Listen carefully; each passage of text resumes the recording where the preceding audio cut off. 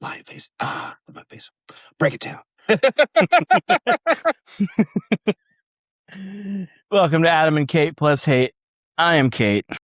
And I am Adam, Sagittarius. Sagittarius.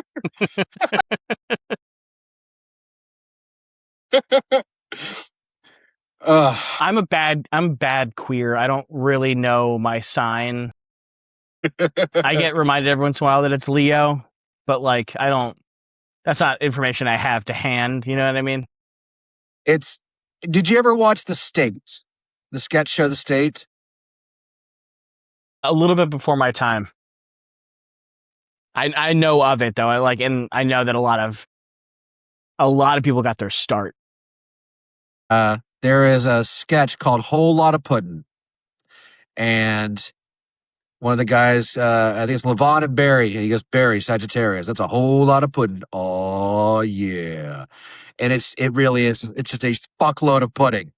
And it's one of the funniest, God, I don't know why, but it's one of the funniest sketches I've ever seen, the absurdity of it. And that sounds like a line from Futurama. It's not. It predates it, but I loved The State. I thought it was like not The State, but like the show, the TV show, The State.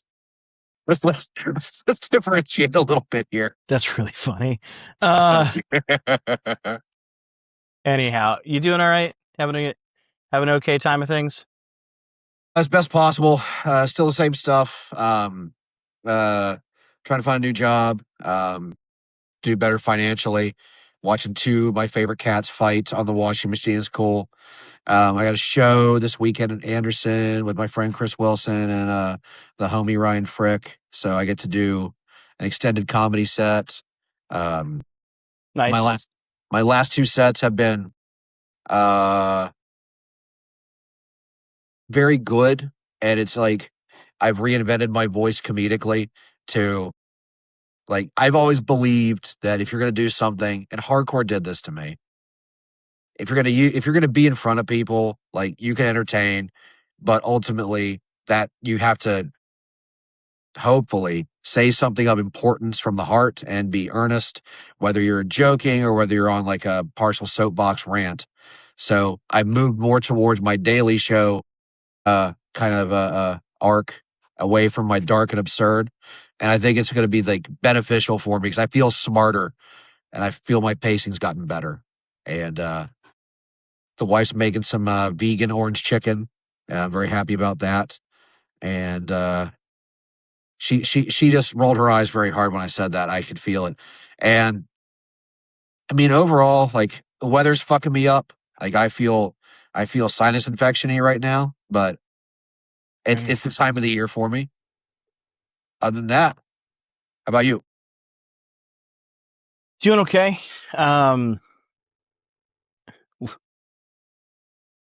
You may remember that last week I was attempting to get various packages from Colorado, where I used to live, to me here in Philadelphia. And they arrived. And it has been a rather introspective couple of days since those arriving. It's stuff that I haven't seen in close to a decade. When I left that stuff there, my friend's kid was a baby. He is now entering 5th grade. Oh shit. Which is they're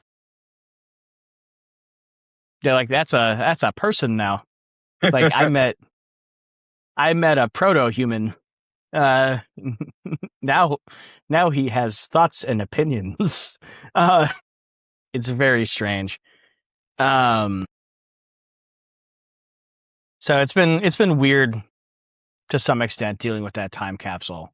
It was a very, very different time in my life. I was functionally homeless for a bit. Like I didn't end up living on the streets because of people like my friend Doug, but like, I was in his guest room, like,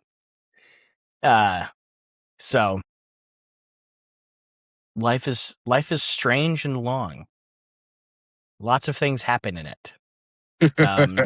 I could not have imagined what I would have been, my life now, Not in my wildest dreams would I have thought of this being an actual thing that my life was doing. So yeah. Other than that, dumb bullshit at work. Had to kind of yell at the contractor that we have certify our fire alarm system and install it to get him to actually come and fix it. So that was fun. But yeah, other than that, So, quick weather talk. Um, has it what has hit it me. has it become? Are you still getting the weird storms? We have gotten a couple weird storms, but it is mostly chilled out because back at like July and the beginning of August, it was like we would get like deluge. And how about y'all? We still get the weird deluge. We had one earlier. I didn't realize it till I heard the thunder, and it rained, as my father would have said, like a cow pissing on a flat rock, and then it just stopped. And then I walked outside, said, "This is gross," and then I That's walked an back inside. evocative phrase. That's the West Virginia. It's coming out. But it's kicked up. It's kicked up my sinus infection probabilities. So, like, I feel it coming. I felt it coming on 2 days ago, but I've staved it off. But like, I don't know how much more. Uh, the pressure's building. So, one reason why I'm not wearing my glasses is because it's just annoying right now to have them on. It's like extra pressure. The other one, I wanted to show off I wanted to show off how long my hair is because I'm very proud of this because I have not had a length of hair in, I don't know, close to a decade. You you have wonderful long locks, a thick head of hair for a man in your mid 40s. For mid 40s. Stay, no keeps, no Rogaine, no. I was being Look, I just know. adrenochrome. It's impressive. Yeah, I mean, listen, you gave away the secret, but like, I need the fluids. How do you keep the skin looking so good? It's not because I'm trying. It's the adrenochrome specifically. Isn't that just like a Jew? It is. Yo, speaking of Jews, I want to get this off real quick. Yo, fuck Harry Strauss Zelnick and Grand Theft Auto 6 and Rockstar being so goddamn litigious. Like, he is the way he's going after money. It's like he's trying to buy the gold back and not tell anybody right now. Like, that's exactly how I feel. But I'm so happy with that joke. It landed. But I'm so mad. Like, we're gonna have AI generated Rockstar put some like autistic kid in the UK in prison like for life. Decades. Yeah, for life. Like, as a Jew, I find it straight up offensive how hard they're going for this shit prints money, and like you need all of it. What wars? Because wealth breaks your brain. Wealth breaks your fucking brain. No, like no one should have that much fucking money. Like, yo, at 999 million, you should get, no, fuck it. At 99 million, you should get a little like certificate in the mail that says that you won at fucking capitalism. And like the rest of your money goes to fucking hospitals and orphanages. Like, you should be like in fucking BioShock where your wallet literally can't hold any more money. It's like, yes, you have 999. That's as much as you can hold. You're over encumbered. It's very frustrating this the whole situation, and like I've done 2 live streams specifically separate from this show about my fucking anger over this. Uh why why we both love like having physical media, why it's important, and like Yeah, I because I stare at my physical media. yeah, my podcast setup is on top of, we'll say, 700 pieces. Uh Half of which I probably don't need anymore, but I'm going to tell myself I do for the internet because my Discogs median is very important to me. And the just the money grubbing, like the pre-orders, the fucking, they're sending a box with a code. Fuck you, mother. I the dude leaking shit, like dude or persons. I don't know. It could be one, could be a group, but the weird disinformation that how they're going to release a build, that story broke when they when that broke and they retracted it because it was a hoax. The guy's still going hard. All the conspiracy theories around it, like I've wrapped myself weirdly down this rabbit hole because the bricks and minifigs rabbit hole, I thought was finally sewn up, and it broke open again today. But that's for another time. I Yo, how much money do some of you motherfuckers need? The CEOs that are listening to this podcast, how much do you need? All reality. You know, there is no satisfying the greed of the rich. There just isn't. Like, but they've managed to create a socioeconomic system that convinces you that their greed is the only thing keeping society together. And that's not how anything works. But Let it burn. Just let in it fucking Minecraft. burn. Oh, you're getting laggy. There we go. It's good. It's back. Let it burn in Minecraft. Yes. Or Roblox. I don't give a fuck what you play. Ugh, I don't like it. Anyways.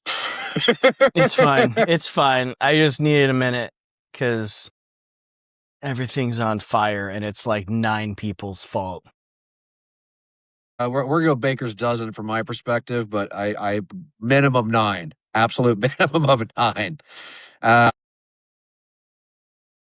going to keep going left till I get everyone else's pew-pews, boo-boos back, that I can distribute them properly in Roblox or Minecraft. And whatever happens, happens. I mean, in reality, it's Ronald Reagan's fault. I mean, and all of the motherfuckers that dude enabled. Fuck Ronald Reagan. Fuck Ronald Reagan. Killer Mike used to sing songs about that. Now he doesn't. I wish he would again. And meant it. I think I'm not the person to speak on this, but there are some really good Black creators on YouTube that have had some put out some really good content about, I would say critiquing Killer Mike. Yep, I've watched a lot of it. It's good. It's like, hey man, we're not going to liberate. You're not going to liberate people using the same socioeconomic system that enslaved them in the first place.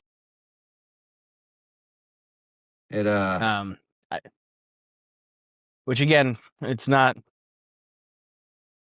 I am not the person to be leveling those critiques at Killer Mike, but I would level those critiques at RuPaul. RuPaul is part of my queer community, and I would say, hey man, we're not going to liberate people. It's before we get into like the other thing, I had this other point that you just made happen in my brain, so I appreciate that. You talk about money changes people and shit. Like, it's weird seeing someone who's a mouthpiece for fixing struggle or trying to improve lives go from one extreme to another. And we see that more and more and more to where people have like a total and uh, attitude shifts. And I've always wondered, like, let's say I won $1 billion with a B, what would it change for me? I've genuinely thought about that. Would I still care about causes? Like, would I still think of other people as humans? And like, the resounding answer is yes. And I would just have a lot more cats and I would be able to play PlayStation. I'd give away the best, but I don't need that much. I could do something good with it. All of my dreams of like suddenly winning a lot of money involve like paying off my parents' house, like setting up, like, you know, making sure my friends are out of debt and getting myself like and fixing my teeth. Like, It- it is it- so sad like what what my dreams are with lots of money. It's just like, oh, help my community. Like, not sad, like those goals aren't sad, but like it is sad that my we live in a world where like helping my community in that way is something relegated to like, windfall life-changing money rather than just like a society where we all help each other succeed. or at least not step on each other's dicks. Let's start with that. Let's go from angry to neutral and then see what happens. I will take neutral compared to the bullshit that we are constantly living in. Um, yeah, I think having aspirations to help people with a windfall like that, that shows strength of character. Don't get me wrong, I'd buy myself some shit I absolutely do not need with what I don't give away. But Supreme whole row of Supreme coffins. But the fact of the matter is, like, just No, put them no out longer front. having to finance a Supreme coffin. Yeah, to be the part of the Halloween decorations. Like, it'd be dumb shit, but like, it's not even altruism that we're talking. We're just talking about like, be de- if you've never been down and out in any capacity, and then you have a windfall, I think your brain doesn't operate the same way. Whereas if you've been down and out and you've been through some shit, I think that keeps people way more grounded when it comes time to helping community, when it comes to helping friends, when it comes to clearing up like financial woes for people. I think struggle is just as important as prosperity, but you can't have the sweet without the sour. Metaphors. Ah, It's like a thought wearing another thought's hat.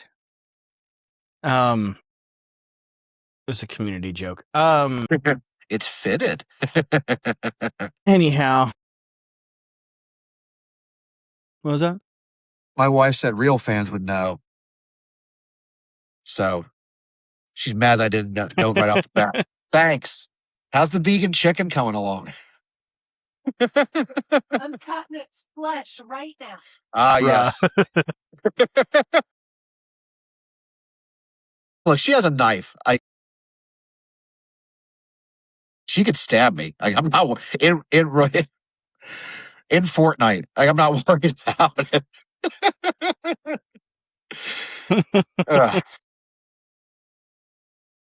Plus, like, Next she week it's helped me just me and your wife doing the podcast because, you went on a stab. trip.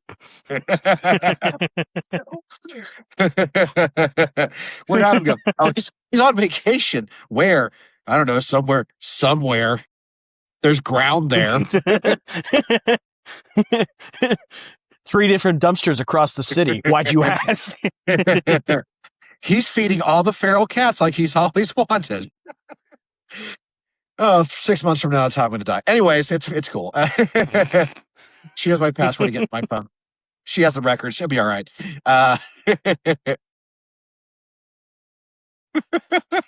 My imminent demise. What? Totally didn't bring it on myself. All right. What? About fucking time. Exactly.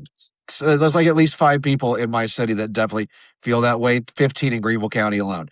I am difficult. What what do you want to start with first? Do you want to start with the thing or the thing we thought of before we started? Let's you want to talk some Citizen for a All right. second? All right. Help guide me because I will need help with this. Yeah, do you want to go album by album? I think Yeah. Yeah. okay. I think we both agreed that the latest album and is probably their best one since Youth. Yes. The latest being Halcyon Blues. Great title. Really good title. Given all we're talking about, rather apropos. But yeah, we'll start with Halcyon Blues and work our way backwards. All right. Man, this record's really good. It is hooks on hooks on hooks. Like instant classic sort of record, at least to my ears. I had a blast. I've been listening to this record like pretty consistently since it came out. So, how are you feeling about it? It's a tie between this and Basement for that lane of post-hardcore, the wave, because I feel like if I call them Citizen part of the wave, like Touche and all that stuff back in the day, I feel like it's still applicable. Big sounding record. They were too adjacent, I think, to be in the wave.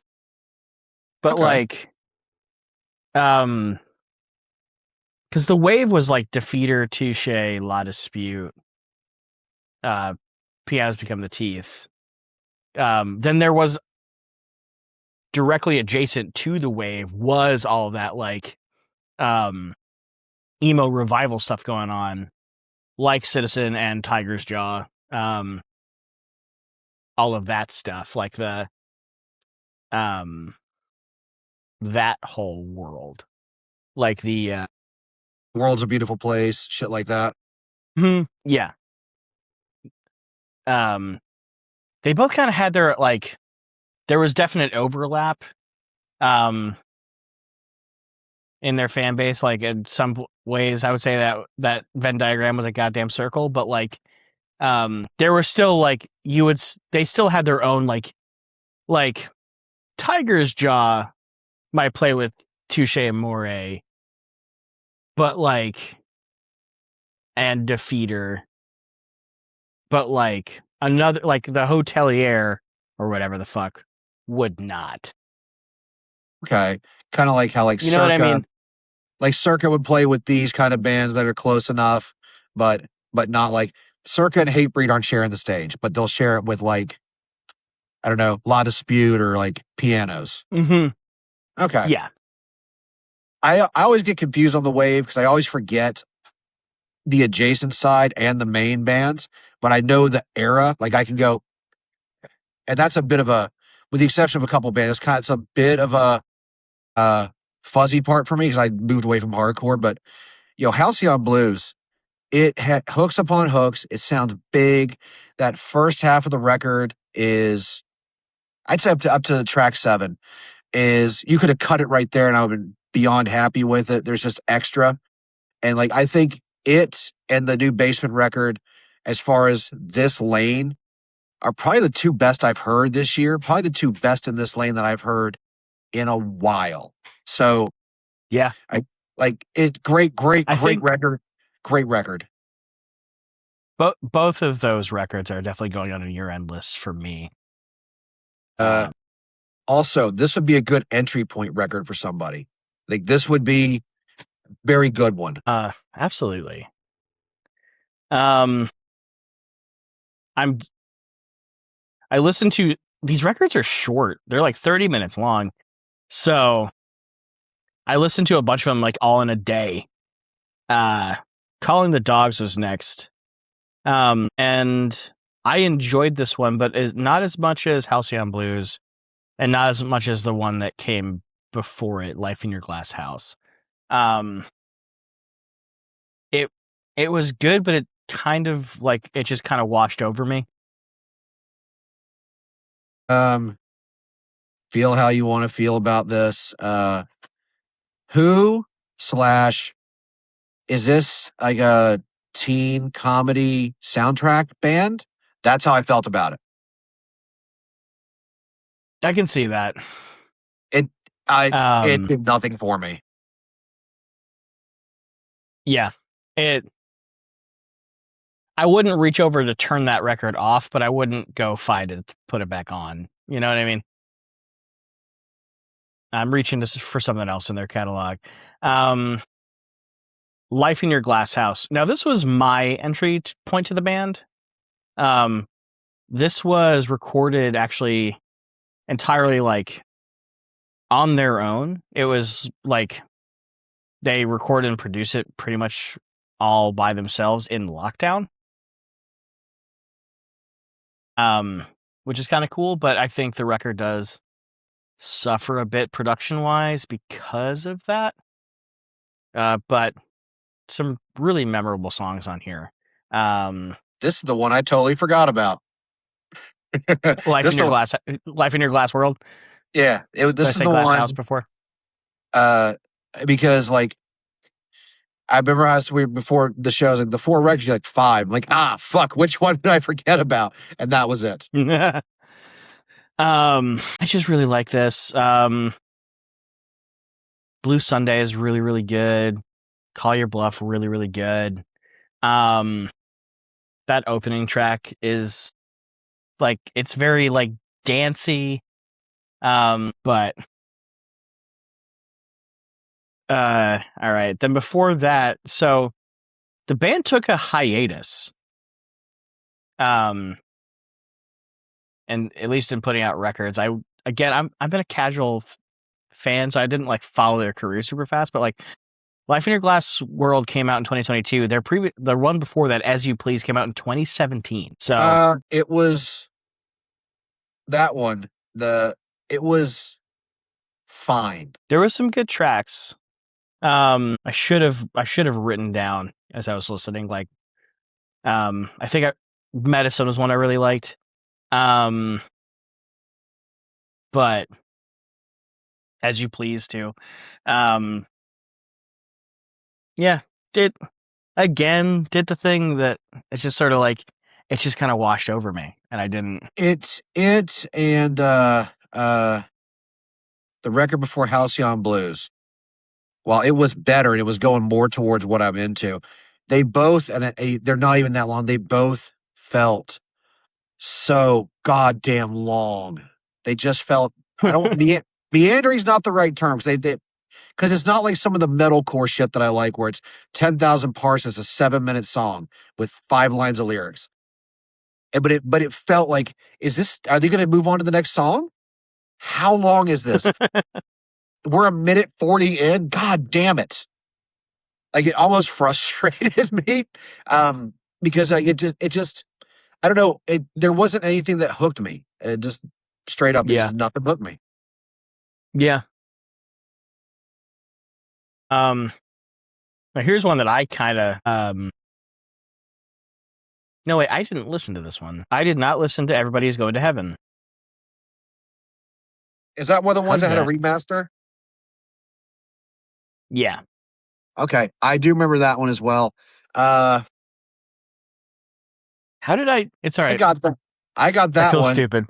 No, don't feel stupid.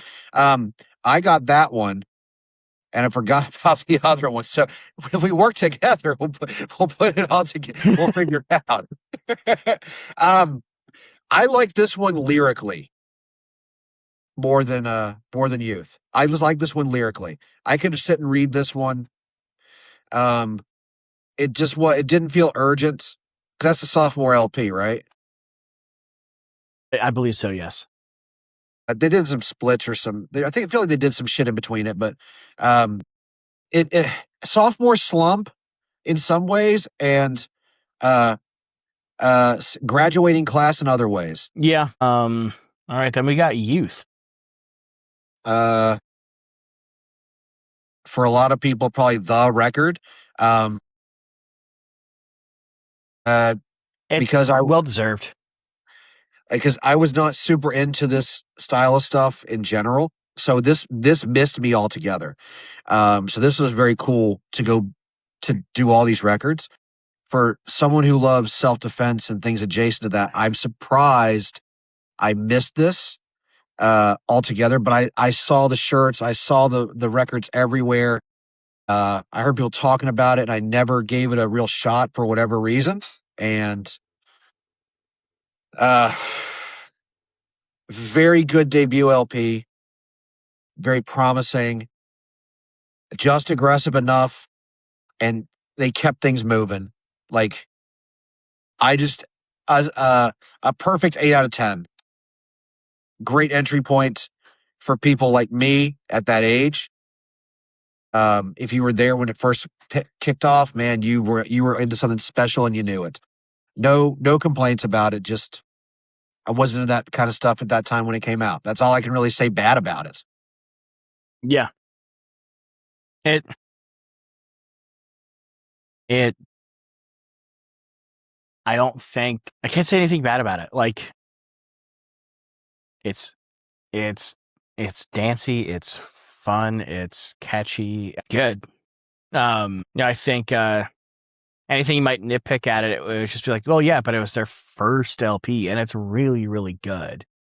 Yeah, and I'm excited to see what they do next. There's I heard something recently where it's I forget where I heard it, but someone said of a band like, it takes your whole life to write your first record, and then your second record, why there's a sophomore slump, is because it's like, well, then you need to write a new one in like a year or two.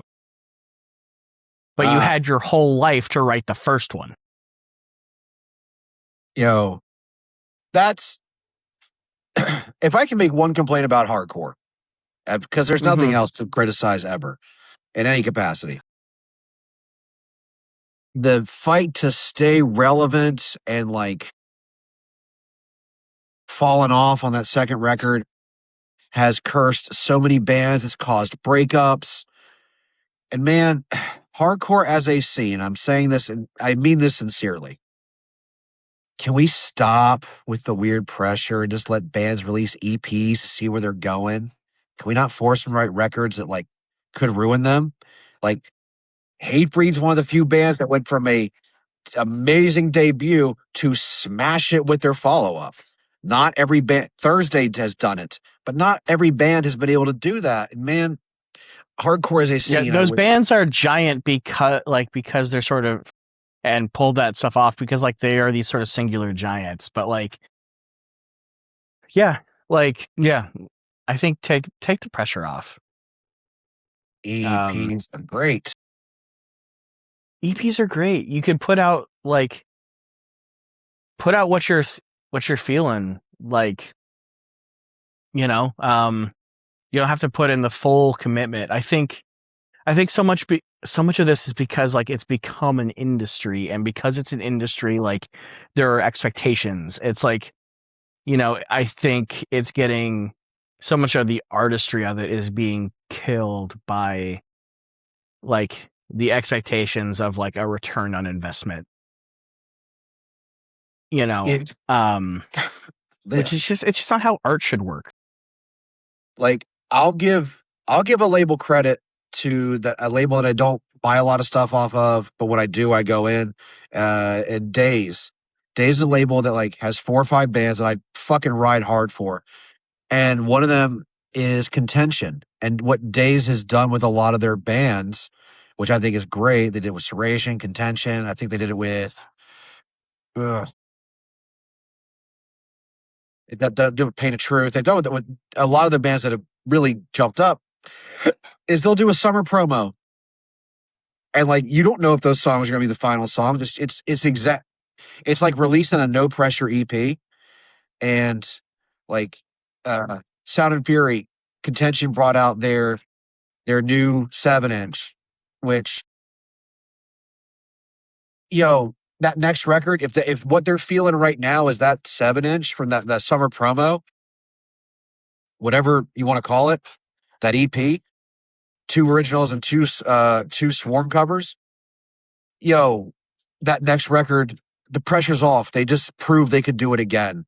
And I just want to talk about the contention release, but like, I like when labels like Days go, just put something out real quick. There's your relevance. If it goes on the record, cool. If it doesn't, cool. And it's one thing I really think that Days is doing that nobody else is doing. And I think that's really awesome. So I'm very stoked that that's what they've been doing. The reissues are sick, but for their own bands, the promo stuff, like the quick little EPs, little singles, I wish more labels would do that. Yeah. I think that's a really good point, because it's like you're capturing the band as a snapshot in a moment. Way like you're capturing the energy of like maybe that song came out of like one particular really good tour, right? Like you're coming off that energy, and you're sort of able to capture the snapshot of that as it's hot, rather than sort of like having to bring everything to an ass riding halt so you can do like a full length record. You know, because it's such a gear shift to try and do that versus like when band is active and touring. You know who's also, you know what scene's actually really good about that, and I know that they get shit on a lot, but like Screamo, Basement Screamo, they as a scene have continuously done that. Even though those bands may only last like 20 months, they still do that same thing. We're coming off a quick 3-week tour, and we got, oh shit, we can write 3 songs real quick. All right, we'll do a split with this band who's been looking to put something out. Boom, done. That is, I don't like a lot of Screamo. I probably like more than I know, but like for the purpose of this conversation, I don't like a lot of Screamo in general. I think you're a secret Screamo fan. Well, I don't consider everything Screamo that is. Maybe that's because I'm dumb, but I do like that. That's Screamo. That's why I would call you a secret Screamo fan. Is it secret if I'm willfully stupid? It's a secret even to you. But I like how those bands do that. I like how they operate. I just think that's sick, and I think you take what Days does, you take what Screamo bands have been doing since the fucking 90s, and bands take the pressure off themselves doing that. I think bands will have longer careers. Like, we might have had a new Vane record if that had happened. Still mad about that. I'm still mad about that. I don't care about Fleshwater. I want Vane. I got brain damage. You don't. You're not really in on the like post Pearl Jam assance that we're having. Tried. Some bands can do it good. But I just don't care for it. It's not for me. I've seen Fleshwater, and it's not for me. I tried. It did nothing for me. And again, well, I'm going to throw age out there as a main thing, so no one thinks I'm just shitting on the band, but I liked Living Weapon. I thought it was cool. I loved Vane, but Fleshwater. That new Living Weapon record is sick. Yeah, and like, we're not going to see a lot from them because Fleshwater. I mean, listen, no, we're not taking anything away from this, but it does nothing. Living Weapon just put out a full length. No, I'm talking about really good. Fleshwater. Yeah, I'm talking about Fleshwater, but Living Weapons do full length. I know. Go grab that shit from Closed Casket. Buy 100 Demons jersey. Represent. But that's... Should I get 100 Demons jersey? Should I pull off 100 Demons jersey? Yeah, I'm contemplating buying one just because I got my integrity jerseys. Time to go harder. I need harder music jerseys. I had a Catch-22 jersey at one time. It doesn't really get it much harder than 100 Demons. No, it doesn't. That's the other direction. Speaking of hard and aggressive Word. Let's let's touch on the last thing for a few moments. Sure. Do it. Say the thing. Say the thing. So this will be part of a bigger thing overall, but earlier today I had sent a band to you and the homie JX asking if it was metalcore or deathcore. I'm talking about the Seneca self-titled record from 2006, for anyone wondering. And I was like, is this complicated metalcore? This was a blind spot for me. I had not listened to that before you sent it to us. And then I got to thinking, like, what the fuck? What is metalcore in 2026? What was it when I was coming up? And we started talking about different eras. But for tonight, I figure talk about Entry Point briefly, but talk about the bands that were definitely metalcore. The nuance of metallic hardcore can be used for the long term thing, because there's a lot for my era specifically.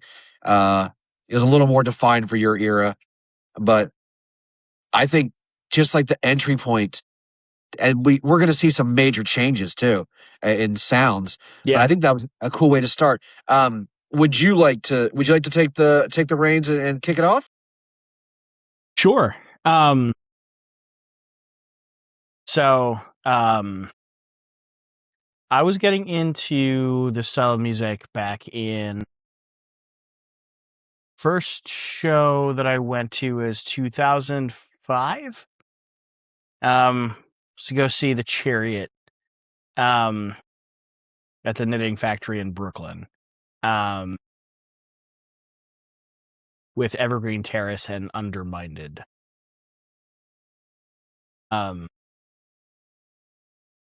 Underminded. I'm sure there's someone out there is stoked. But all of that to say.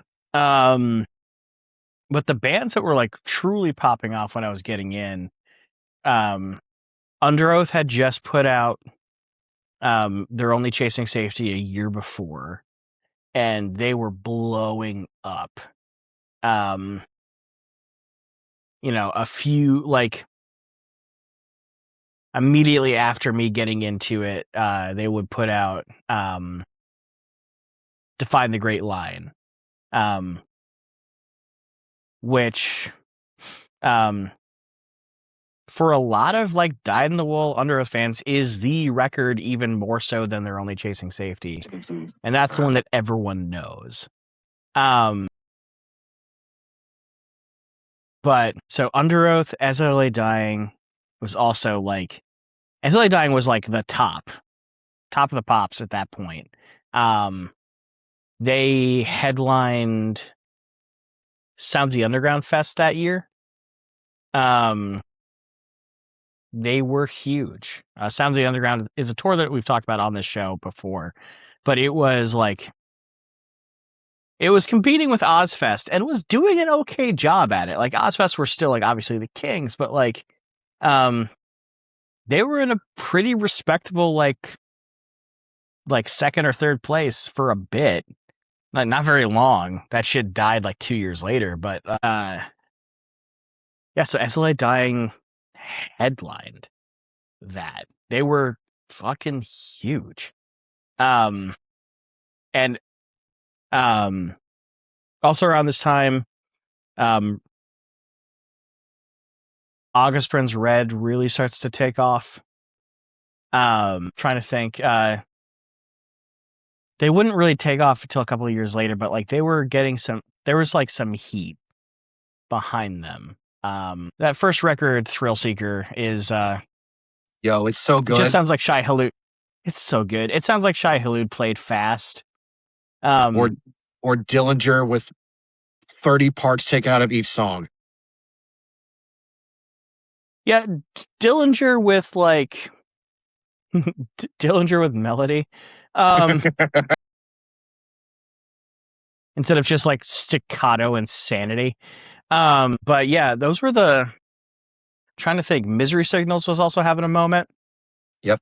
They had just put out that first record with Carl. Mirrors. Mirrors, which was really good.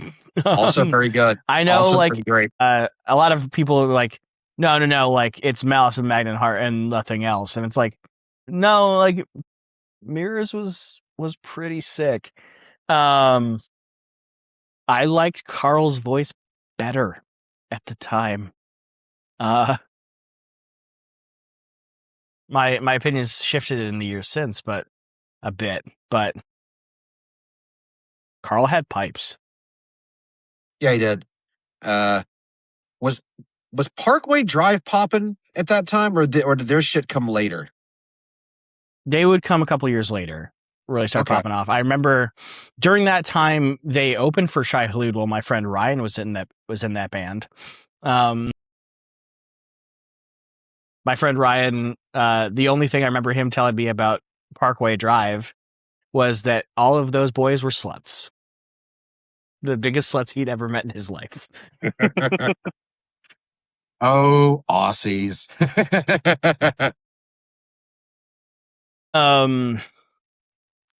Other shit that was big at the time. And then there was also this like world that felt immediately adjacent to the stuff that I was into, but like this was also the era of like the Hot Topic MySpace bands. That was its own thing that like was really starting to take off. So like there's like Chiodos and Drop Dead Gorgeous and like all these sort of bands that were like they all sort of sounded like you had like,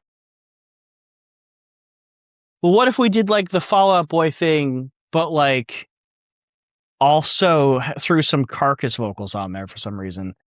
And then it wasn't as bad as it would get. Like about 4 years later, we would get the rise of like the truly terrible like MySpace music of like Hollywood Undead, when they're like, let's throw synths into this. Consequences will never be the same.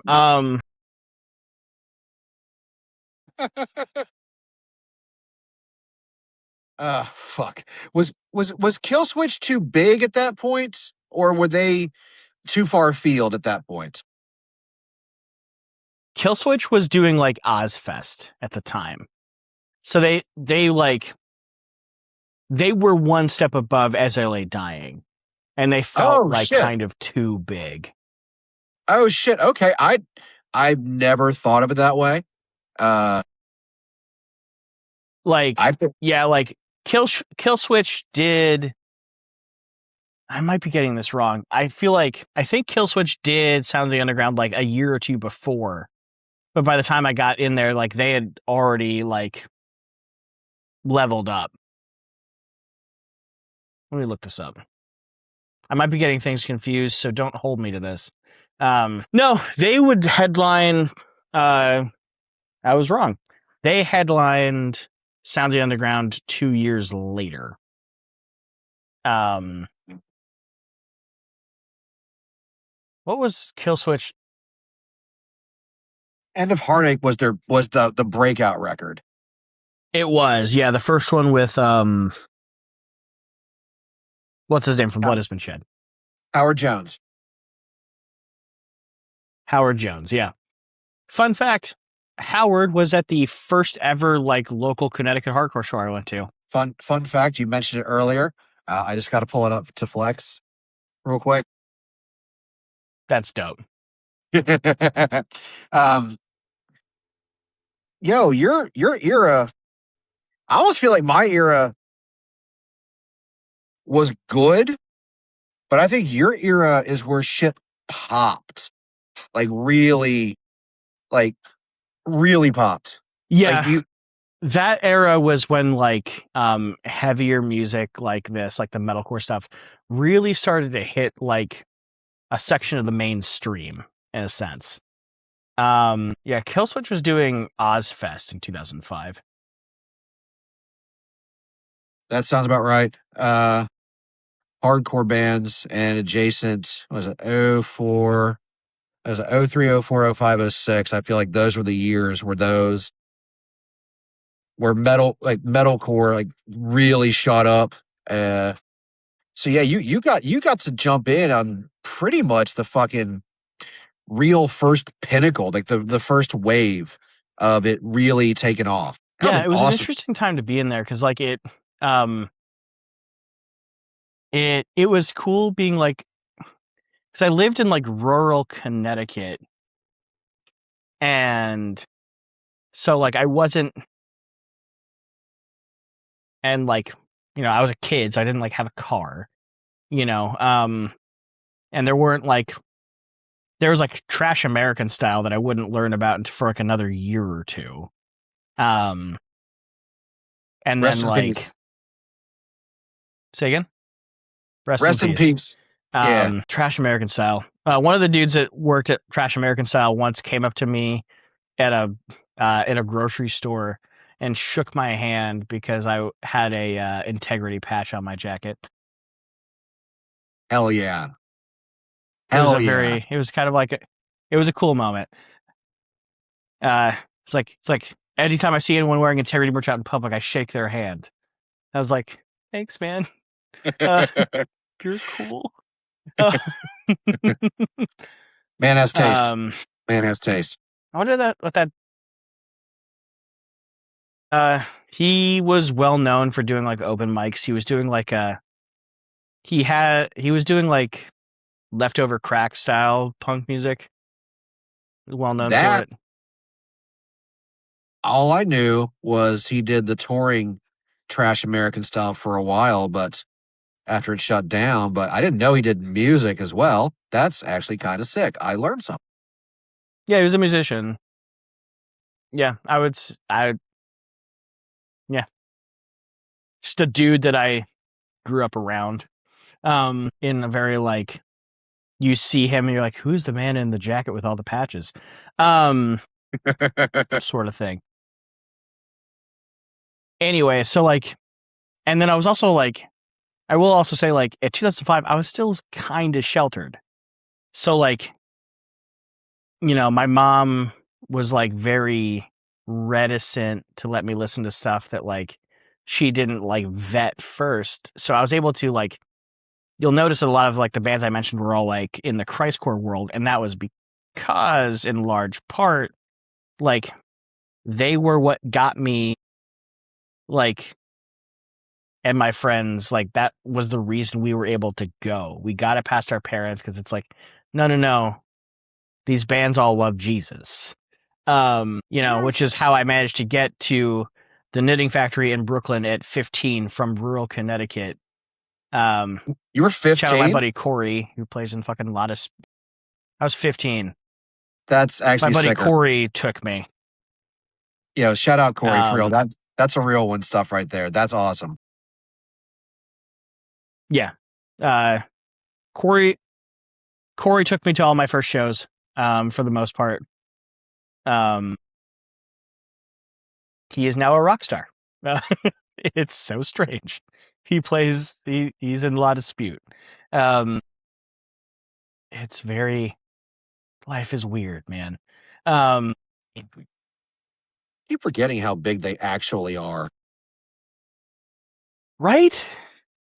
Like their new record, by the way, I think you'd really dig it.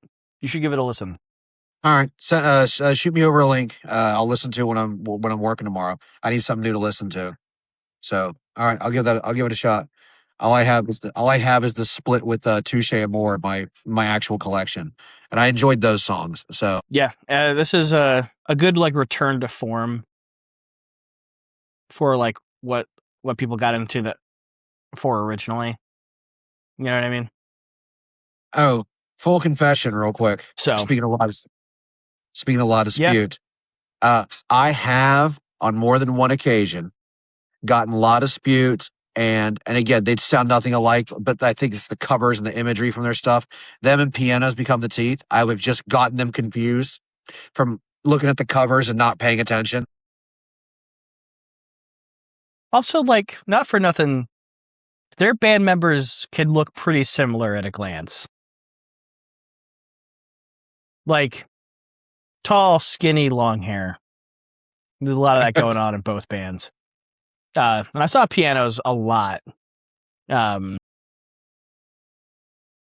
back in like 2012. Love to have seen them. Never got to see them. Never got to see the band. They're still kind of doing stuff. Like, they're not nearly as active, but like they're not dead. But so yeah, that was a lot of the stuff that was going on. Norma Jean also had just put out "Oh God, the Aftermath." And they were kind of blown up in their own right in a way that they hadn't pre that. Sorry, I cut you off. I didn't. No, you're good. They were huge in the Southeast. As someone who lived in the Southeast, for my time coming up, in general, I can tell you for a fact that Under Oath and Norma Jean were two of the most seen band shirts in North, South Carolina, Georgia. Like they're everywhere.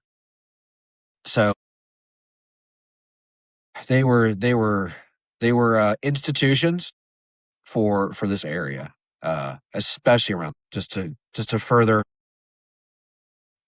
solidify your points. Just to let people know. You know what band I forgot to mention that was like a band that had a lot, like, they weren't like the kings of the scene, but like they were definitely like, they had a lot of like heat on them and were like doing bigger tours. Was BT Bam.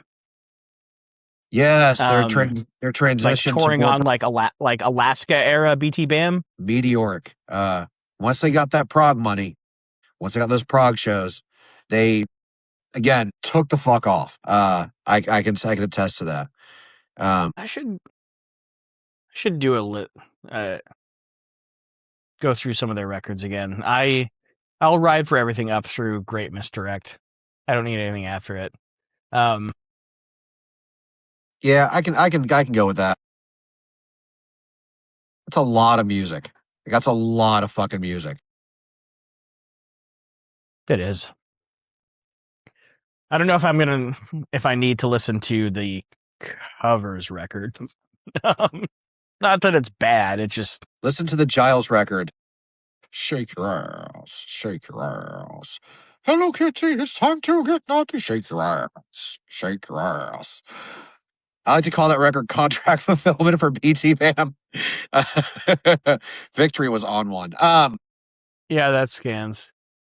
All right. Yeah, you covered a lot. How about you? What was I feel like my list is going to be good now. So what was big when you were getting into music? Like, what were the bands that were leading the thing? Well, Electricity was just in modern homes. So really, no, it's I would say, because I got into hardcore. That's just West Virginia, man. No, it's age. I'd say 95, 96 when I really started moving away from punk and ska and getting into harder, more aggressive music. I think I probably still have an original Victory catalog that had like Electric Frankenstein and like Iceburn and the first two Bloodlet records. I still have one of those mailers. So that sounds about right. Earth Crisis had just 95. I think it was Earth Crisis put out Destroy the Machine. So I'm going to say 95 for sure when I went in. My era is a little different. So I have to go a little past my original entry point because it was just weirdo hardcore. It was metallic hardcore. Like, I think the only real metalcore bands you could make the argument for Converge. because they were very different at that point. I think Starkweather was a straight up, very early metalcore band. Um, Harvest, metallic hardcore, but they didn't really get big. Same with Disembodied. Uh, but I'd say 98, 99 is when things changed and I was able to go to more shows. Um, Prayer for Cleansing from my area was a very big deal. Bludgeon uh, started to, they stopped as social phobia, started Bludgeon, started going up. Fucking Undying started. So two of those right there were bands that changed entire genres. And then like Darkest Hour was like getting to a pop, but I think the bands that really popped other than Prayer and Undying and like locally Bludgeon and locally all the way down to like Florida and up to West Virginia. They have a weird gigantic following in West Virginia. So West Virginia does kind of claim them. But I would say Shai Hulud, the melodic metalcore, like the true what I would consider like straight up metalcore, not melodic hardcore with metallic riffs. Shai Hulud was in that realm, and they definitely popped later on. They were so unique and different, no one knew what to do. They're unclassifiable for a long time. Prayer and Undying, obviously, were very big for us here in the Southeast and in North Carolina, South Carolina especially. Um, until Jane Doe hit, I don't think metalcore was super big. I think it was just hardcore bands playing metallic riffs like Earth Crisis. I think there wasn't as defined of a genre, but I think one of the bands that did really define it, Unearth. I think Unearth was one of the first ones to truly pop, uh, because they were doing shit that no other Yeah. hardcore band or metalcore band was doing. Um, you would have from like that little kind of genesis, you would start getting the transition from weirdo Unearth is hardcore. kind of lost to time, which is weird. Yeah, unfair, unsung, truly unsung heroes. Um, if unless you were Because I looking at like, remember seeing them headlining over August Burns Red. yeah, they were You know, they were they were a they were a force, and no one was really ready for. This is before like Remembering Never, when Pete joined the band. This is before when like the Trust. Well, no, this is around the time the Trust Kill sound was going up. So you would have like Atreyu, who invented metalcore, obviously.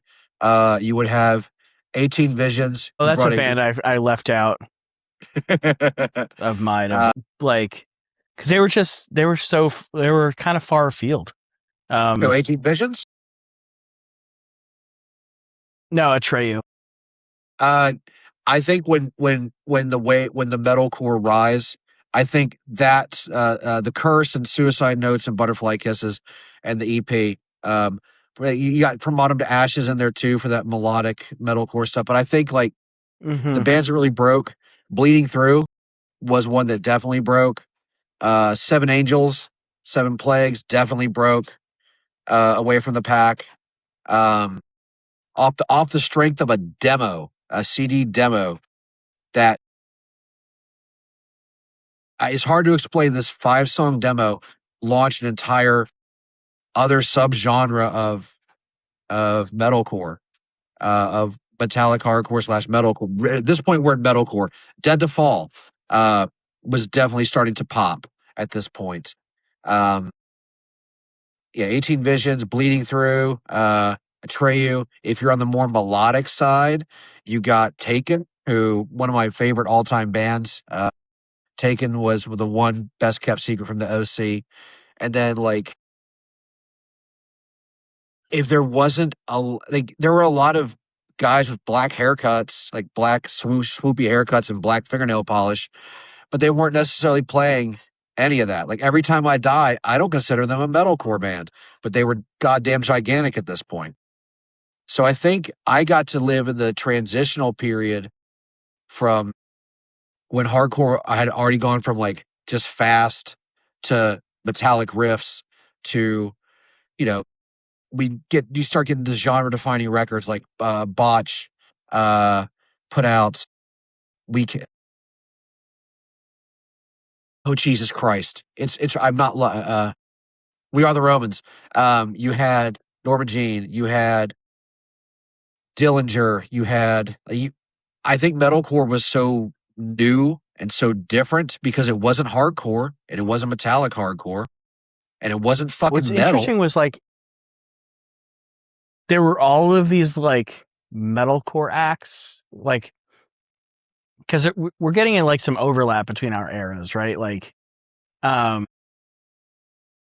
what's interesting about the metalcore thing, and I guess, and it's something that you're seeing in hardcore.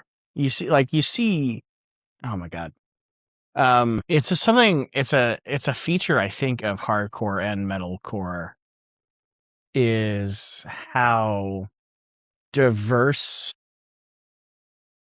that is. Like, it's not just one thing. Like, Misery Signal sounds nothing like Converge. You know what I mean? And like neither of those bands sound anything like Unearth, right? Yeah, not at all. Like not even remotely close. But they're all in this conversation, and like each of those, like, and all three of those bands all had like, you can sort of see like there are these little sub scenes that would grow up around those bands, aping sort of that sound. How the fuck could I have forgot about Poison the Goddamn Well? That is embarrassing for you. It is. It's insanely embarrassing. So I would say, yeah, 98, 99 is when we started getting more metallic riffs, but 98, 99, 2000 is where we started getting a lot of the true melodic metal riffs with the breakdowns, which find the sound. So I'd say my true metalcore era or intro would be like 98 to 01, maybe 02. And like I think that would be like Shai Hulud, for sure. Dead to Fall, Poison the Well, um, Bleeding Through is definitely up. The entire OC scene. We had Prayer and Undying. I think that's when Seven Angels started, and I know I'm forgetting one or two more that I should be able to rattle off without a problem. But I think 98 to 02 was my kickoff for metalcore because Weird Guy Hardcore was fucking done at this point.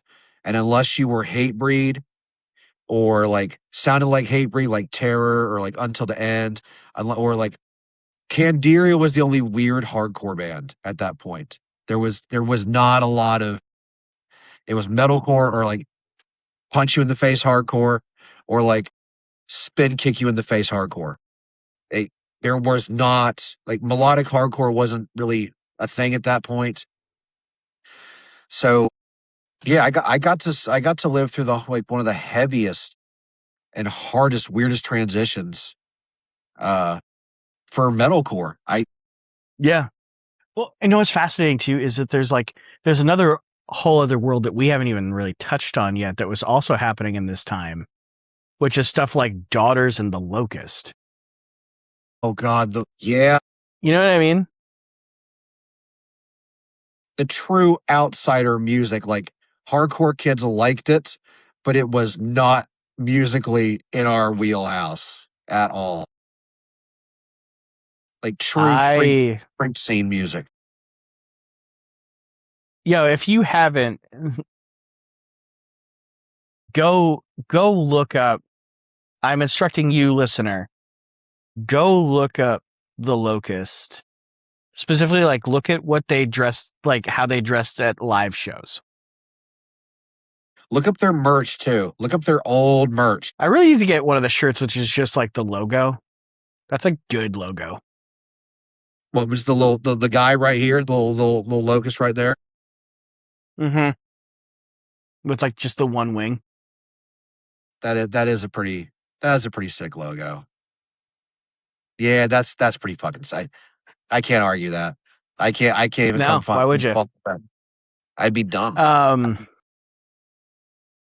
But yeah, like these dudes were playing like, if you think like Dillinger Escape Plan is out there, like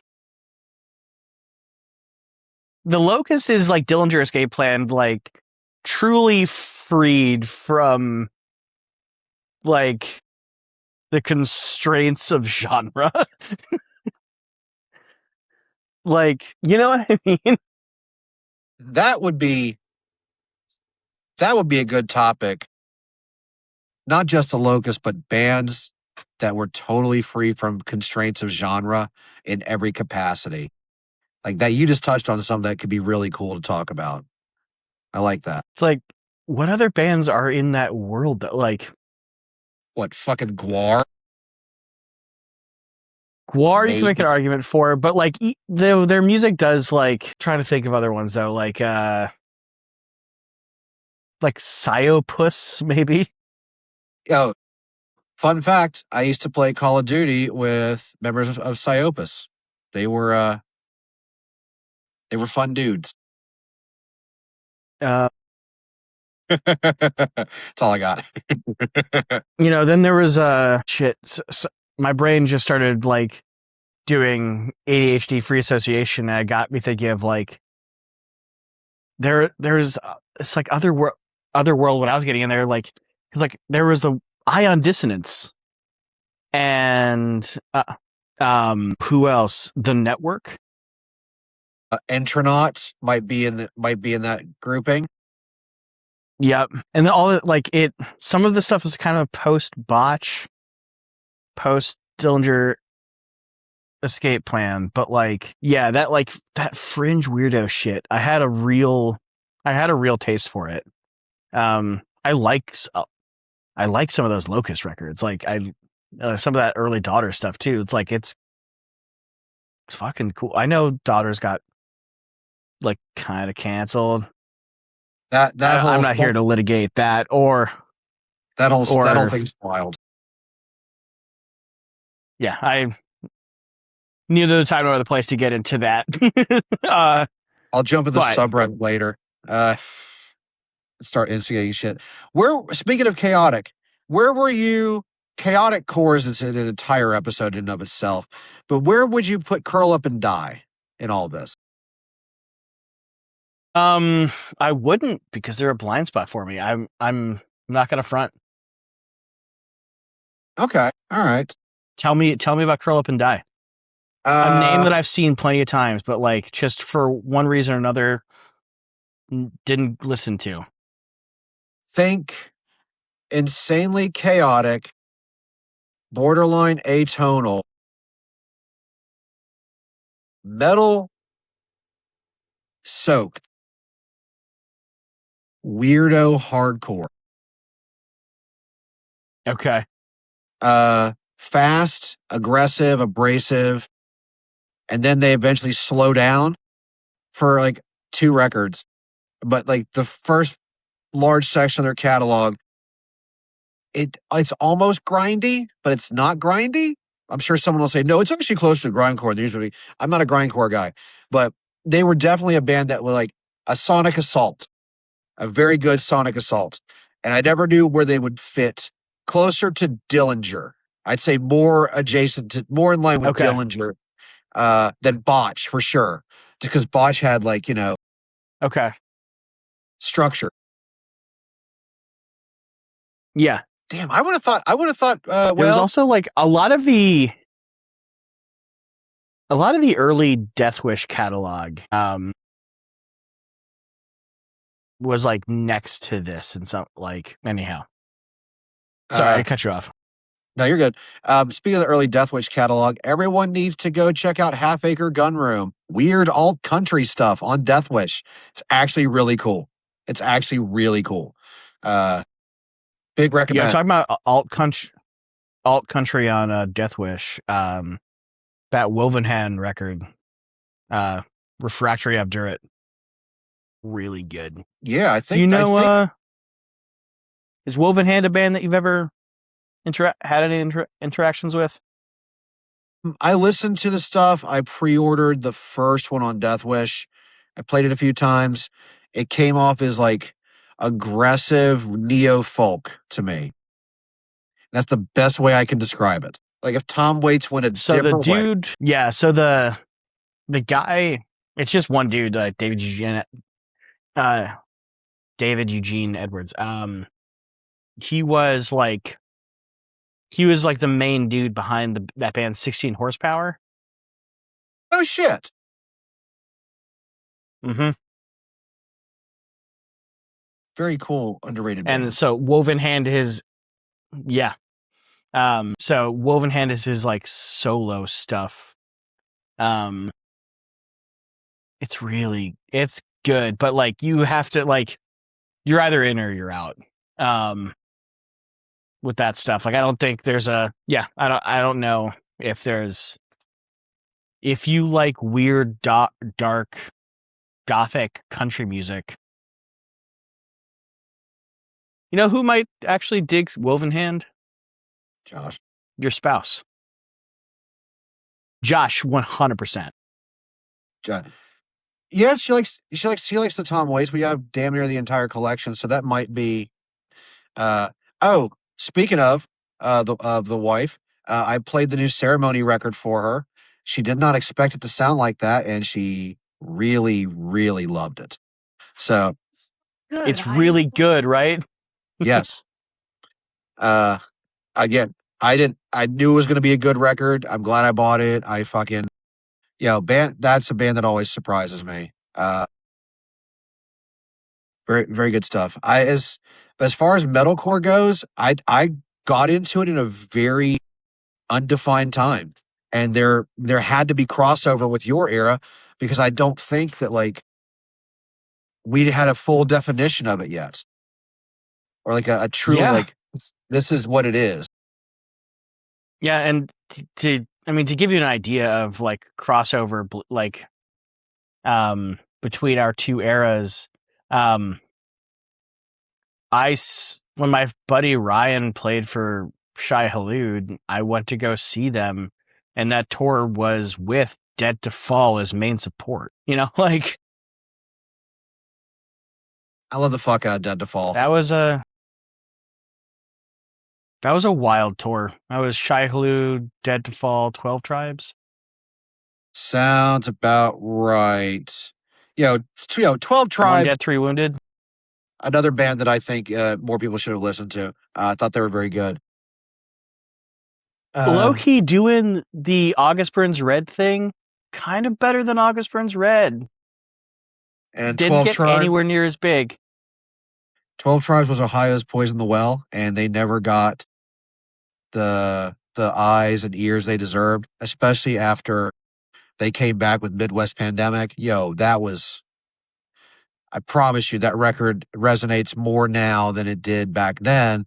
And I feel like that record was a direct response to the opioid crisis, which I got to live through in West Virginia. And if you lived in Ohio and certain parts of PA and certain parts of Maryland, you got to live through. All right, I'm going down a dark path. But as far as metalcore goes, I came into it at a weird point. Just bottom line. And I'm stoked that you got to come into the fully formed version of it. And I got to hear the beginnings. So yeah, pretty sick. I forgot to mention Converge when I was talking, but all time favorite band for me, probably top 3 band for me. But I feel like I almost didn't mention them just because at that point they were a couple by the time I got there, they were already on No Heroes, right? Yeah, that sounds about right. It's after you. If you 05 was 04 is you failed me. So No Heroes was 06, I think. That sounds about right. Yeah, and they were already by that point they were already converted. I Yeah. don't know how else to put it. Like, they weren't ascendant; they had ascended.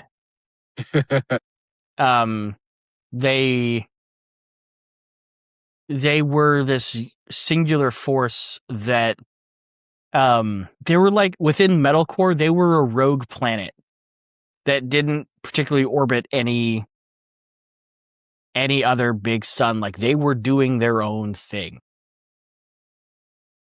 Does that make sense? No, it was they had become Jane Doe had come out, was a monolith, changed everything for so many people. Then they had You Fail Me, which was a lot of people's to this day their favorite record. It's okay. Clang Clang. Might be mine. And then No Heroes came out, and that could have been the record that, like, I think was the first one that got real airplay on MTV and college. And I think Sirius was a thing at that point. I think it was starting to be a thing. I think actually they got like their first. I think they got the music video for Eagles Become Vultures, which is a You Fail Me track, on Headbangers Ball. I could be wrong though, but I'm pretty sure. I didn't even know that, so I've learned a lot tonight, and I'm pretty happy about that. I like learning shit. So, Thanks. Me too. But yeah, they were already so much their own force. Like, I remember seeing them for the first time in 2005 on Sound of the Underground tour, and I had never seen anything like it.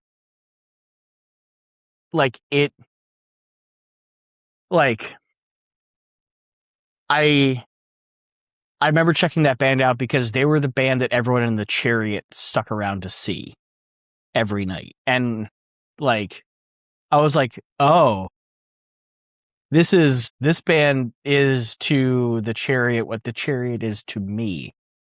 Huh. Yo, like, I saw them in Hellfest 2000 was the very first time I ever saw them. And oh my God, I guarantee you we had the same feeling watching them for the first time. It entirely in its own.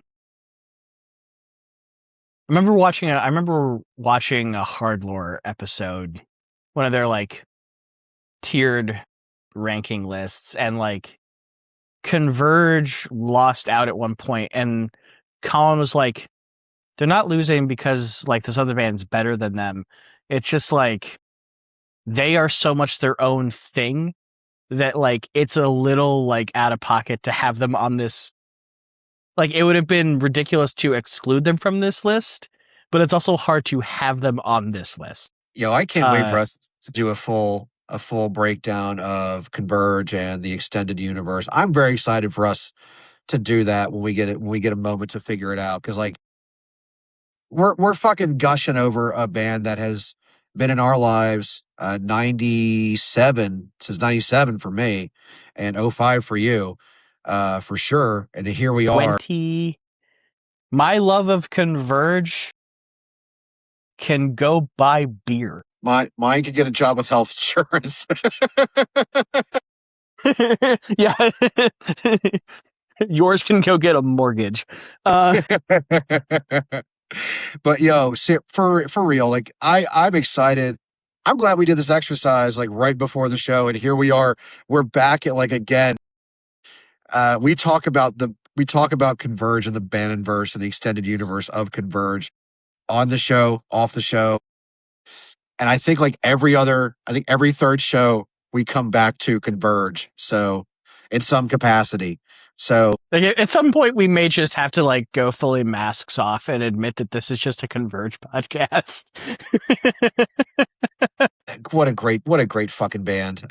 What a great group of fucking creative geniuses that they surround themselves with. Holy shit. Death Wish, shit.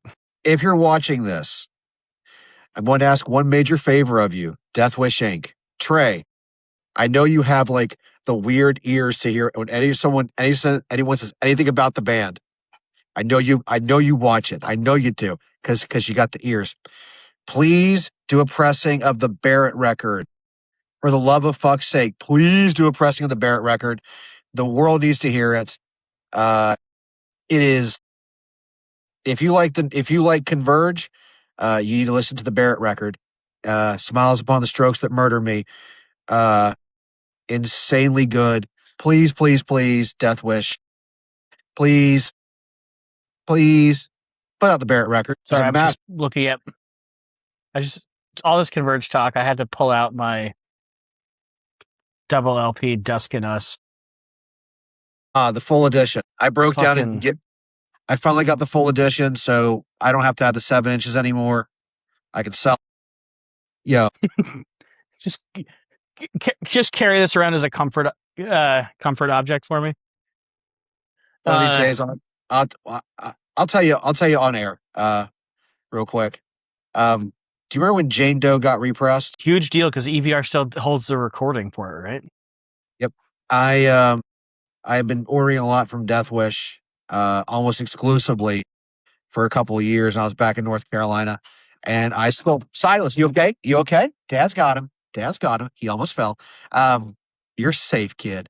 I got a friends and family copy of the repress. It is one of my most prized vinyl possessions. Because I was buying shit from Death Wish. They sent it to me. I still have it. Never going to sell it. It's a monolith record. How did you end up with a friends and family edition? They got, so there's a long time. I'm going to set him down now, okay? For a long time, Death Wish, like if you bought multiple copies of a release, especially if you didn't just buy the rarest one, but if you went like, fuck it, I'm going to VC this. There were times where like they would send just pack one in randomly. And throughout the years, I ended up getting a handful of them. So I have two Touche Clears. I have two Converge Friends and Family. I have blacklisted No One Else Deserves on there, the Friends and Family edition. I got like one or two others. I'd actually have to look at my entire catalog of Death Wish records, but I got that when it came in. I was like, I didn't order this color. And I emailed, I was like, hey, I think there is an error. I think this needs to go to somebody else. And like, no, it's yours. It's Friends and Family Edition. And I was like, what the fuck? So, Axe to Fall. I got an Axe to Fall one. I did not get, I got the Shards. I finally got the Shards record. Got that a while ago. I just haven't done anything with it. So I think that was cool that they did that for people that were like going real hard for the label, and I really do appreciate that. And for a long time, Death Wish was my go-to for emptying my wallet, and found a lot of cool bands and stuck with them, and I like that they're kind of a legacy label now, but they're still putting out new good stuff. So fucking shout out Death Wish, shout out Converge, shout out Metalcore. Yeah. Shaped me into the human I am today. Yeah. It anyways, that's all I got currently for the evening. That's yep. Well, thank you so much for listening. Yeah, thanks for hanging out. This was a lot of fucking fun. This was a really fun episode. Yeah, what to sit down and like sketch some shit out for we'll go like eras and try to pick out the top ones. I guarantee you we're gonna have more crossover between the two of us within like 9 years than we probably recognize. And yeah, the Convergiverse, the Bannonverse, the Death Wish verse. That'd be cool. Who do you want to tackle since we did Citizen last week? Who do you want to tackle together? Can I kick that ball over to you since I picked out Citizen last week? Yeah. Let's go with what's the LP limits? Like what's the most records we can do? I think 4 to 5. 4 to 5. lot of the good ones we did with your homework that I assigned you. Let's do curl up and die. Let's do curl up and I know. die. I would like to Makes revisit sense. their old stuff and then compare it to the new stuff. Yeah, let's do curl up and die. Sounds dope. So yeah, we'll report back after we go through curl up and die, and I'm really excited to hear your opinions of it because I absolutely love this weirdo shit. The other band I was going to assign was Taken, but we mentioned curl up and die being a blind spot for you. Let's do curl up and die. I'm into it. All right, let's see. We got the one above all, and unfortunately, we're not robots. Yep, and they have the only good bug is a dead bug, and then if they have these two EPs, which are essentially an album called "We May Not Be Through with the Past, but the Past is through and isn't through with us." So they're companion EPs for a full record. Yeah, only good bug. Unfortunately, we may be through, but the past isn't, and then the one above all. So yeah, it's one of these song titles is just in Morse code. very smart band. I'm going to recommend you read the lyrics. You'll understand.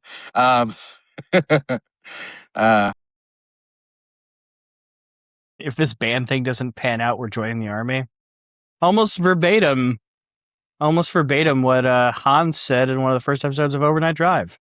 Shout out Hans and Andrew. Shout out Hans and Andrew. Low key, the reason we're doing the show at all. All right. Thank you for listening. It's been awesome.